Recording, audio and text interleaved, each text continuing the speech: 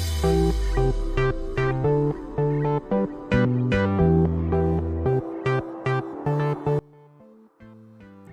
Friends, good morning. Welcome back to my channel. और कैसे हैं आप सब? उम्मीद करती हूँ कि आप लोग सब अच्छी होंगे, मैं भी अच्छी हूँ। तो मैं आ गई हूँ अपने डेली रूटीन पे। तो ये मनी प्लांट में ना बहुत ज़्यादा धूल मिट्टी आ जाता है।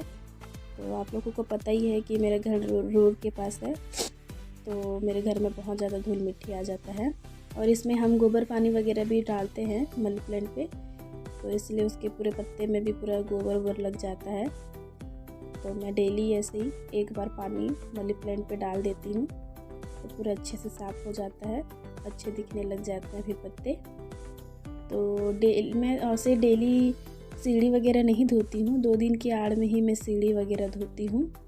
और आज मुझे थोड़ा उठने में लेट हो गया, थोड़ा नहीं काफ़ी ज़्यादा ही उठने में मुझे लेट हो गया। अभी 6:30 हो गया है, तो मैं 6 बजे उठी हूँ और फ्रेश होकर 6:30 हो गया था। तो मैं सीढ़ी वगैरह सब अच्छे से धो लेती हूँ। आंगन को मैं डेली धोती हूँ, सीढ़ी को 2 दिन के आड़ में ही धोती हूँ। तो कचरे वगैरह आज आए थे, आज से भैया कचरे वाले भैया आ रहे हैं, तो आज मैं बाहर नहीं गई हूँ कचरा फेंकने। आज सुबह सुबह आ गए थे भैया, कचरे वाले भैया, तो उन्हीं को ही दे के फिर मैं आंगन वगैरह धो रही हूँ।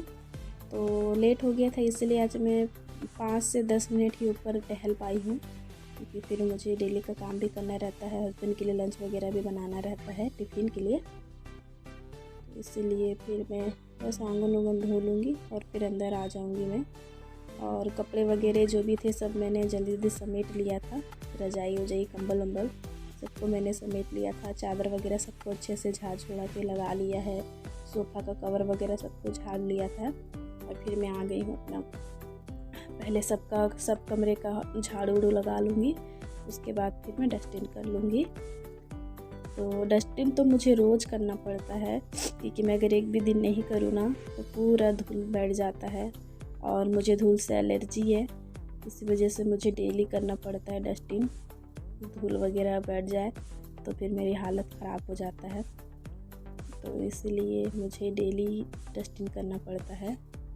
तो लगे हाथ में आईना वगैरह, अलमारी वगैरह सबको साफ़ कर देती हूँ, और सोफ़ा सबको मैं गीले कपड़े से अच्छे से पोंछ लेती हूँ। और डेली करते रहो ना तो उतना ज़्यादा गंदा नहीं दिखता है और उतना ज़्यादा धूल नहीं बैठता।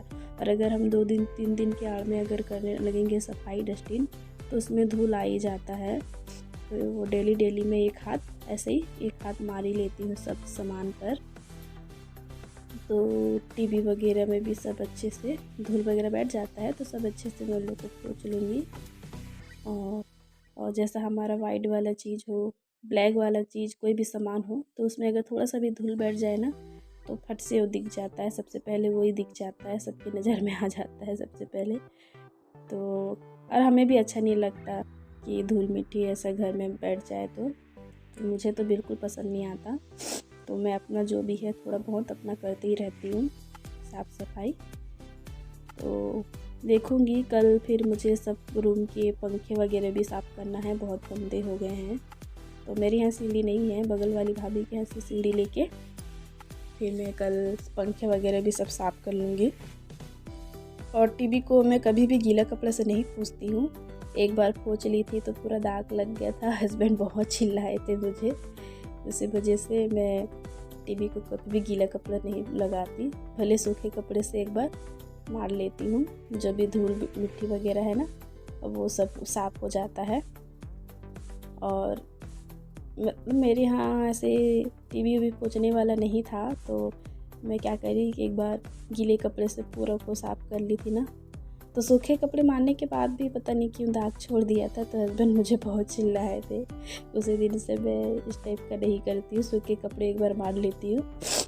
तो मेरा झाड़ू पोछा सब हो गया है, और उसके बाद फिर मैं नहा लूँगी, पूजा वूजा कर लूँगी। और आज पोहा ही नाश्ता बनाई थी सिंपल सा, तो चाय बना ली हूँगी, पहले जाके नहा लेती हूँ, पूजा करने के बाद फिर मैं किचन में जाऊँगी। तो मैंने एक तरफ चाय चढ़ा लिया था और दूसरा तरफ मैं पोहा बना रही हूँ, और मम्मी और मैं कुछ बात कर रहे थे नाश्ता करते करते।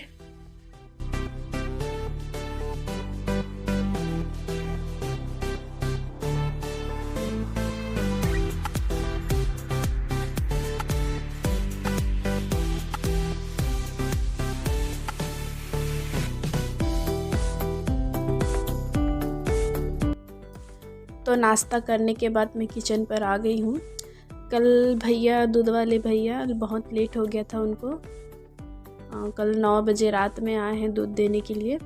तो मैंने रात में नहीं उबाला, फ्रिज में रख लिया था उसको।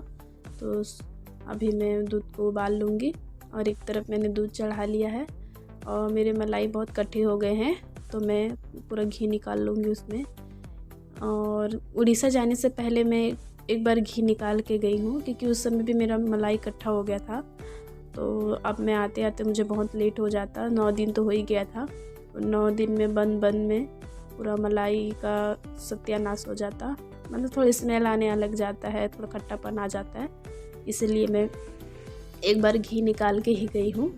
और फिर भैया को मैंने मना कर दिया था 1 हफ्ता के लिए कि 1 हफ्ता दूध मत दीजिएगा, क्योंकि मेरे हस्बैंड भी सुबह 7 बजे चले जाते हैं और फिर रात का 10-11 बजे आते हैं। तो उनको तो टाइम ही नहीं था, कौन लेता दूध। और अब दूध वाले भैया भी सुबह 10-11 बजे से पहले आते नहीं हैं, इसलिए मैं उनको मना कर लिया था कि मत दीजिएगा। और फिर मैं जब आई तब से दूध फिर से स्टार्ट कर दी। 7 दिन बोल के गई थी, लेकिन 2 दिन एक्स्ट्रा ही हो गया था मुझे उड़ीसा में। तो इसी वजह से फिर मैं दूध, फिर उसके बाद से फिर मलाई इकट्ठा हो गया था, पूरा डब्बा ही भर गया था मलाई से। और अभी मुझसे एक गलती हो गई कि मैंने पूरा मलाई, देखिए पूरा मलाई मैंने डाल दिया है मिक्सी पोट पे, मिक्सी के जाल पर।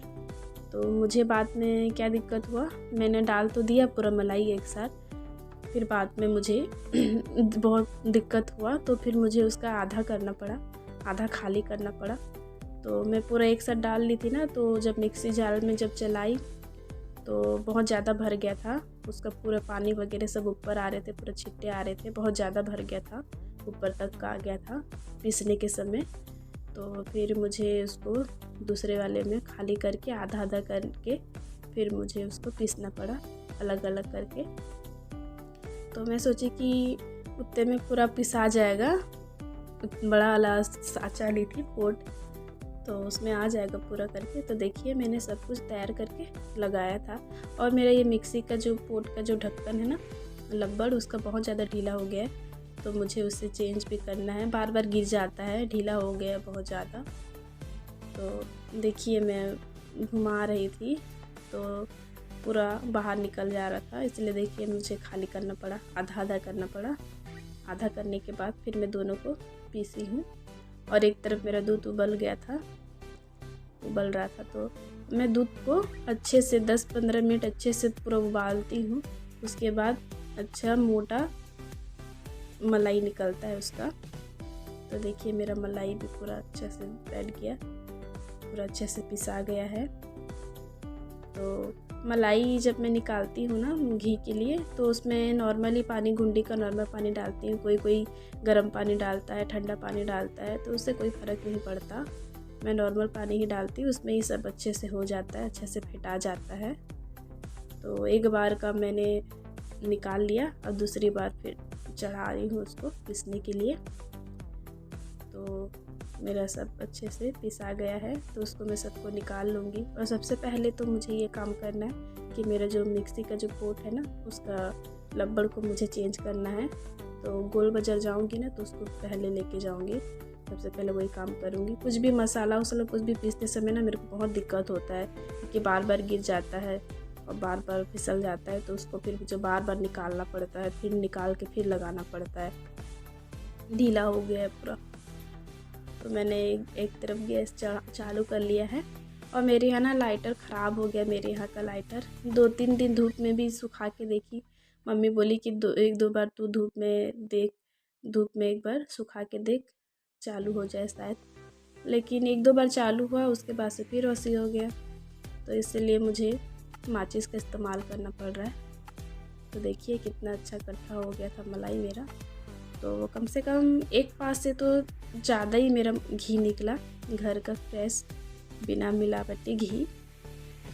तो हस्बैंड जब रोटी खाते हैं तो उनके लिए रोटी में मैं ऐसे घी वगैरह डाल के ही देती हूँ।